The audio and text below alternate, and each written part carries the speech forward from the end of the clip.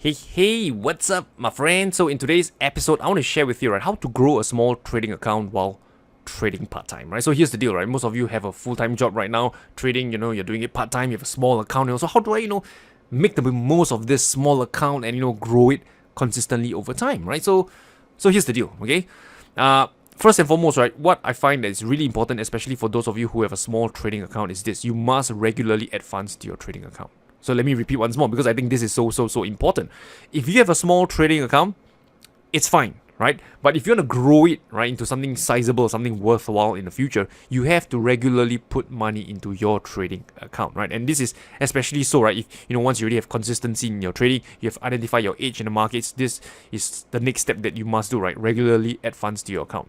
So let me give you an example. Let's say you have a trading account that you start with $1,000, right? And your trading strategy, it makes about 20% a year, and you compound it, right, for the next 20 years. That $1,000 will turn into $38,337.60. That's math, right? You can do the compounding yourself, and you realize that's the answer you get. But on the other hand, let's say you have the same $1,000 account, but each year you regularly put in $1,000 into your account as additional funds to trade, just another 1,000 more each year. Right, again, same compounding, right? You make an average of 20% a year, and after 20 years, right, your amount, right, will snowball into $262,363.20. Man, Rayner, your maths is amazing. Yeah, because I have another monitor that gives me the answers over here. So you can see that there's a lot of difference, right, between adding funds and not adding funds. If you don't add funds, right, you have about $38,000 after 20 years, and compounding for 20% at 20 years. If you add funds regularly each year, just $1,000 each year, you end up with $262,000. So can you see the difference over here?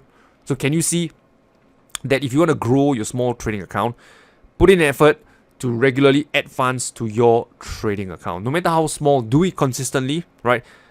And let the compounding effect, do its job. Okay, so that's the first tip that I have for you. Number 2, trade off the higher time frame. So when you are, trading part-time, you don't have the luxury to be staring at monitors all day, right? You probably have a full-time job, right? You probably can't devote more than 1-2 hours a day to trading. So that's where you want to trade off the higher time frame, because the general rule of thumb is that the higher time frame that you trade, the less screen time that you need. And that's because, right, on the higher time frame, let's say the weekly time frame, you need 1 week to paint 1 candle on a weekly chart.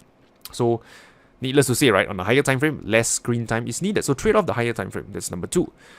Number 3, when you trade off the higher time frame, right, it's a fact that you'll get less trading opportunities because the market takes more time, right, for your trading setup to unfold itself. So to combat this problem, what you want to do is, number 3, is to trade more markets. So for example, let's say you only trade FX markets right now. You want to consider branching into, let's say, the stock markets, right? There are thousands of stocks out there. And if you also trade the stock markets on top of your FX, you find more trading opportunities, even though you're trading off the higher time frame. Okay? And the 4th thing is this: systemize your approach.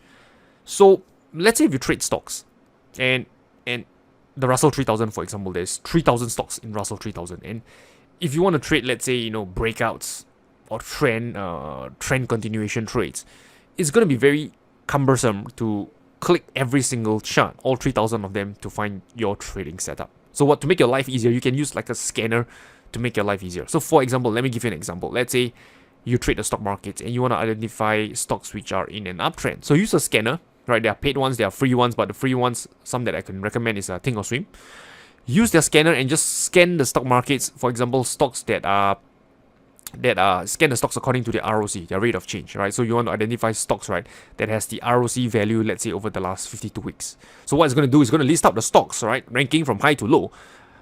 Those stocks with the highest ROC values over the last 52 weeks will be ranked at the top. So what this means, right, is that the list of stocks, those at the top, right, are simply stocks, right, that have increased the most in price over the last 52 weeks. And from that list, let's say you scan in the Russell 3000, you can just pay attention to maybe, let's say, the top 30, the top 40. And those top 30, top 40 stocks, chances are they are in an uptrend. And again, you don't have to manually scan all these 3,000 stocks. Just use the software to do the work for you. Just Google it. Answers is all out there. Okay, so again, do the work, right? This is something that I just keep coming back over and over again. You have to be willing to do the work. You can't expect me to spoon feed you. I'm already giving you the nuggets of tips to make your life easier. But videos like this type of short 10 minutes show, I can't be explaining the process, the steps, but it's all out there. The answers is out there. Go and look for it. Okay. So that's the fourth thing, right? Systemize your approach. And last part that I want to talk about systemizing your approach is that for those of you who, let's say, are more of a discretionary trader, trading FX markets, right? Maybe you don't need a scanner, but what you can do is that on the weekend, Saturday, Sunday, when the FX markets are closed, you can do your homework, right? Identify potential trading setups that could occur the following week. Let's say, you trade off the 8-hour time frame, right? On Sunday, you can do your homework and identify, on the 8-hour time frame, which pairs, right, have potential trading setup that could, happen this week. And once you know which pairs are going to happen, you can just put it on a document, a spreadsheet, and tell yourself to pay attention to these pairs when the market open this coming week. This is another way to kind of make your life easier, systemize your approach, while trading part-time. And last but not least, right, how to grow a small account trading part-time. The fifth tip that I have for you is patience. Anything worthwhile pursuing in life requires patience, because there's just no shortcuts. There's no get rich quick schemes out there when it comes to business. You must have patience. If you look at Warren Buffett, possibly, right, the richest investor today of all time. I won't say of all time, but as of right now, it's the richest investor out there. 50 years, right? He took 50 years at compounding his returns at about an average of 20% a year. 20% a year for 50 years to get to where he is right now. 50 years, right? I think to most of you watching this, right, if I ask you to do something consistently for just 5 years, 1/10 of what Warren Buffett does, is also asking a lot from you. So I want you to know, right, that you must have patience. You must let time be your friend, right? You can't expect, the shortcuts, right, the get rich quick schemes, right, the instant gratification. It doesn't work that way. Anything worthwhile pursuing in life requires time. Or how about another example? Let's say Mark Zuckerberg, right? Facebook, okay? Do you know that Facebook, didn't start off globally? Instead, it started off just in the Harvard University, just within the Harvard student itself.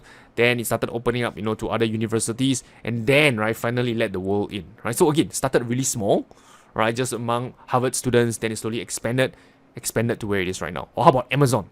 Started off just selling books online. Then it started, adding more stuff to its store. And now it pretty much sells everything and anything under the sun. Now it even has, some cloud computing services and stuff like that. So again, all started off really small, right? Patience and letting time be your friend. So it's the same for trading. Your account might be small right now. We all have to start somewhere, right? Anything big, right, has to start small, right? At a certain point in time. So now you might be small, but hey, that's the path that all of us have to walk. Slowly, right? Grow your account. Be patient, right? And I believe you'll get there. Okay, so quick recap. Number 1, how to grow a small trading account, trading part-time. Number 1, regularly add funds to your account. I explained why earlier. Number 2, you want to focus on trading the higher time frame because you require less screen time. Number 3, you want to trade more markets for more opportunities. Number 4, you want to systemize your approach. Use tools like scanners to make your life easier. And number 5, be patient. Anything worthwhile in life, it takes time to build, right? So you got to be patient. You got to be patient. Right, so with that said, I wish you good luck and good trading. I will talk to you soon.